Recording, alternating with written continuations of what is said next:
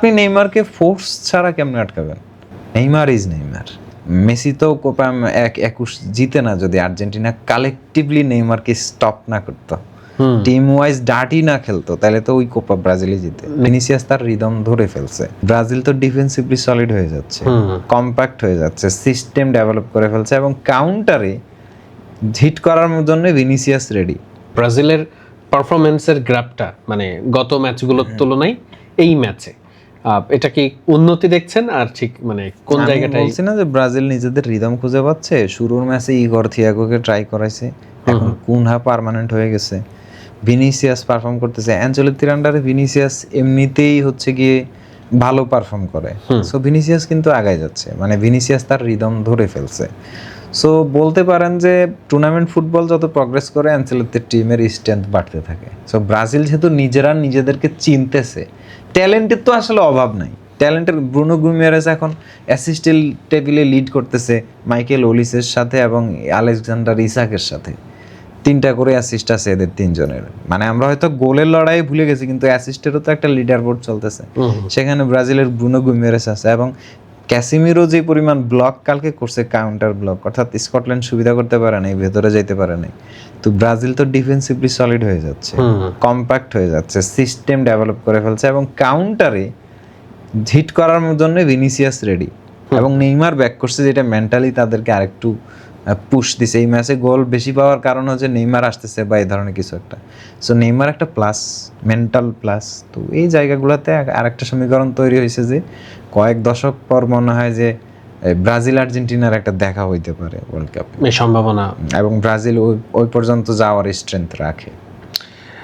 Brazil ম্যাচের বাইরের একটা বিষয় খুব বেশি ছাপিয়ে উঠেছিল, সেটা হচ্ছে যে নেইমারের আগমনী বার্তা।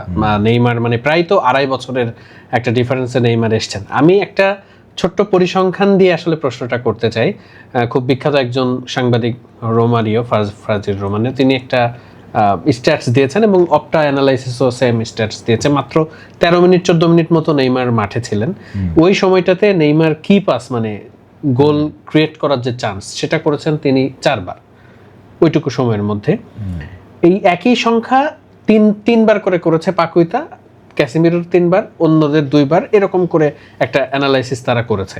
যদিও খালি চোখে হয়তো বা ওইভাবে আমরা দেখিনি, কারণ সবাই ওই নেইমারের আগমনী ব্যাপারটাই। এখন ধরেন যদি ব্রাজিলের যদি গোলের খুব বেশি নিড থাকতো, তাহলে এইগুলাই তো ক্রুশাল। আমি বলছি না নেইমারের 20 মিনিট সার্ভিস অনেক বেশি। আপনার পডকাস্টের শোতেই বলছিলাম যে নেইমার যখনই আসবে তখনই ইম্প্যাক্ট ফেলানোর মতো। এখন হয়তো রিদমে নাই, ওটুক রিদম এখনো ধরতে পারে না, বাট নেইমার ফিটনেস এবং রিদম ধরে ফেললে নেইমার যে পরিমাণ ডেডলি ব্রাজিলে, এটা তো আগে পরে আপনারা দেখেই আসছেন। বা মেসি তো কোপা 21 জিতে না যদি আর্জেন্টিনা কালেকটিভলি নেইমারকে স্টপ না করতো, টিম ওয়াইজ ডার্টি না খেলতো, তাহলে তো ওই কোপা ব্রাজিলই জিতে। নেইমারের সাথে তো ডার্টি খেলা লাগছে। হ্যাঁ, কারণ আপনি নেইমারকে ফোর্স ছাড়া কেমনে আটকাবেন? তো এখন ধরেন ইউরোপিয়ান অপোনেন্ট তো জায়গা দিয়ে খেলবে, মানে ওভার অ্যাটাক করতে আসবে, তো নেইমার প্লেমেক করলে কতগুলো পেছনে চান্স তৈরি হতে পারে। সো ব্রাজিলকে আপনি ফালাই দেবেন কিভাবে?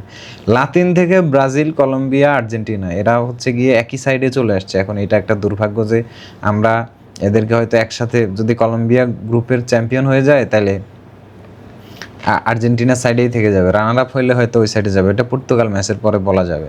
বাট লাতিনের 3টা পাওয়ার হাউসই এক সাইডে চলে আসতেছে, এটা একটা দুঃখজনক ব্যাপার। বাট আমার চাওয়া ছিল এরকম যে ব্রাজিল যদি অপোজিট সাইডে যাইতো বা আর্জেন্টিনা যদি অপোজিট সাইডে যাইতো, তাহলে ইউরোপের সাথে ওইখানেই একটা ক্ল্যাশ হইতো, দেখা যাচ্ছে 2 দিক থেকে ফাইনালের মতো পরিস্থিতি সুযোগ ছিল। হ্যাঁ, কারণ বিশ্বকাপটা লাতিনে, সো তারা আপার হ্যান্ডে আছে, মানে টেকনিক্যালি এবং মেন্টালি এবং পরিবেশ, এনভায়রনমেন্ট সব কিছু মিলাই তারা কিন্তু আপার হ্যান্ডে। যত টুর্নামেন্ট প্রগ্রেস করবে ভালো করার চান্স কিন্তু বাড়বে। আপনি এই জিনিসটার প্রমাণ পেয়ে যাবেন ব্রাজিল নেদারল্যান্ড অথবা ব্রাজিল জাপান যদি পড়ে রাউন্ড অফ ইয়াতে, আমি চাই নেদারল্যান্ডই পড়ুক, তাহলে ব্রাজিলের শক্তিটা একদম কমপ্লিট টেস্ট হয়ে যাবে। ইউরোপের সাথে নেদারল্যান্ড কিন্তু এখন one of the top project ইউরোপিয়ানদের মধ্যে, মানে খুব মানে অ্যাগ্রেসিভলি আসতেছে এবং কোনো একটা ইকোনমিক্স হয়তো তাদেরকে চ্যাম্পিয়ন ঘোষণা দিছে। সো তারা যদি আসে ব্রাজিলের সাথে, ব্রাজিলেরই শক্তিটা পরীক্ষা হয়ে যাবে আসলে।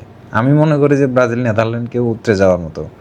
মানে আমরা ওই প্রশ্নটা যেখান থেকে যে নেইমার নিয়ে, মানে ব্রাজিলের সামনে কঠিন সময়গুলোতে নিশ্চয়ই নেইমারই তাদের ত্রাণ করতে হতে পারে। মানে ধরেন খুব বেশি লো ব্লক পড়ে গেছে বা কোনো একটা টিম ডিফেন্সিভলি খুবই রক সলিড করতেছে বা কম্প্যাক্ট জায়গা দিচ্ছে না, পারফর্ম করতে পারতেছে না, এই সমস্ত সিচুয়েশনে বল কে বের করবে?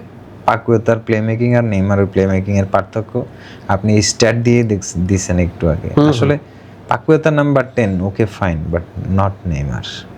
Neymar is Neymar. আমরা যারা নেইমারকে চিনি বা মেসি যুগে যারা খেলা দেখছি, ধরেন নেইমার একাই একটা প্রজেক্ট রান করার মতো প্লেয়ার। তো ধরেন এখন সে ন্যাশনালে আসছে, লাস্ট পুশ দিয়ে খেলবে, মানে ঠিক আছে আমি ফিট না, okay fine, I will push my last. তো এইটার জন্য হচ্ছে গিয়া ব্রাজিল ধীরে ধীরে ব্রাজিলের এনার্জি ব্রাজিল খুব বেশি ব্যয় করেও নাই, মানে কনজিউম, মানে ইউরোপিয়ান ধরেন ফ্রান্স নরওয়ের অর্ধেক শক্তি তাদের ওই যে দেখাতেই শেষ হয়ে যাবে, মানে প্রচুর একটা ব্যাটেল হবে। তো এই টাইপের ইন্টেন্সিটিতে ব্রাজিলের জন্য এখন আসেই নেই, হয়তো রাউন্ড অফ 16 বা 32-তে আসতে পারে। তো গ্রুপ স্টেজে ব্রাজিল আর্জেন্টিনা আর্জেন্টিনা অলরেডি একটা হাই ইন্টেন্সিটি ম্যাচ খেলে ফেলছে অস্ট্রিয়ার সাথে। হ্যাঁ, কিন্তু ব্রাজিলের ছিল মরক্কো, সেটা ব্রাজিল ভালোই হ্যান্ডেল করছে, ড্র, মানে সমস্যা নেই।